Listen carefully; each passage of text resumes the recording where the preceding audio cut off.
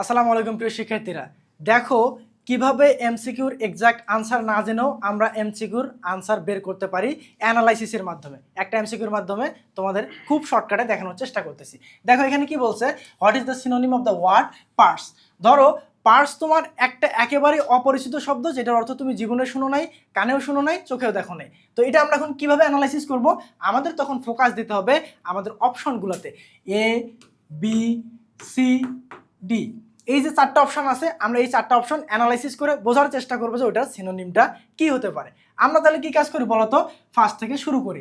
পার্সের অর্থ আমরা জানি না, এটা আমাদের মাথায় নাই। এবার আমরা প্রথম অপশনে আসতেছি এতে। এতে হচ্ছে রুস্ট লেখা। এটাও মাথায় আসতেছে না যে রুস্ট মানে যে কি, এটা তো জীবনে পড়ি নাই, এটার মানেটা কি হতে পারে। এবার আমরা দ্বিতীয়তে যাব, ফল। ফল মানে কি বলতো? কোনো কিছুর পতন। ধরো কলমটা আমার হাত থেকে নিচে পড়ল, এটা হচ্ছে ফল। তাহলে ফল মানে যদি হয় কি পতন, উপর থেকে নিচে পড়া কোনো বস্তুকে আমরা বলতেছি ফল। তার মানে খ নম্বর অপশনটা আমরা বুঝতে পারছি। এবার গ নম্বর অপশনে কি বলতেছে বলো? ড্রপ।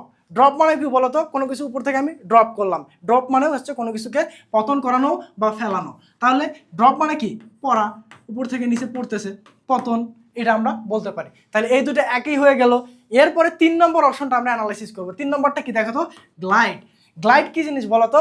তোমরা দেখছো না, মানুষ এই যে বক্সের ভিতর দিয়ে গ্লাইডিং করে নিচে নেমে পানিতে চলে যায়, এই যে এটাকে কিন্তু বলা হয় গ্লাইডিং।